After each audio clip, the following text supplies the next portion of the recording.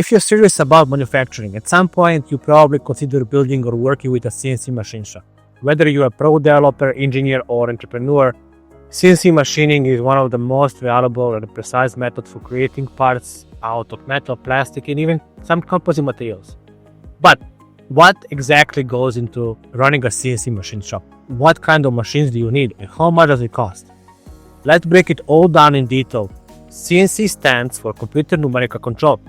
It's a process of using pre-programmed software to control machine tools that cut, drill, mill, or turn raw material into precision parts.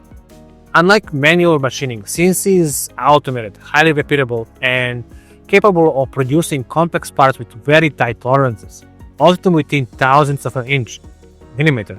CNC machining is the foundation of the modern manufacturing. Whether you're creating a smartphone case, a car engine part, or a medical implant, and has some core equipment. Every CNC shop typically includes three major types of machines: CNC mills, CNC lathes, and CNC routers. Many also incorporate advanced equipment like water jet cutters, wire EDM machines, and even robotic arms for automated part loading and unloading. CNC mills. These machines use rotary cutting tools to remove material from the stationary workpiece. They're ideal for complex shapes and 3D features. Entry-level 3F CNC mills might cost $10,000 to $30,000, while high-performance 5-axis machining centers can cost $200,000 to $500,000 or even more. These machines are essential for aerospace parts, automotive molds, and high-precision mechanical components. CNC lathes. Lathe spins the workpiece and cut along its radius. They're commonly used for making round components like shafts, pins, or bushings. Prices range from $15,000 to $150,000. Many today come with a live tooling, allowing them to drill and mill in a single setup, reducing time and increasing accuracy. CNC routers. Designed primarily for soft materials like plastic, wood, and some composite materials. Routers are popular in industries like furniture, signage, and consumer product design. Prices range from $5,000 to $100,000 plus for high-speed industrial routers. And some other equipment that some advanced shop can include, the main include, are the water jet cutters for slicing through a thick metal, ceramic, or stone with a high-pressure stream of water. Then we have a wire ATM.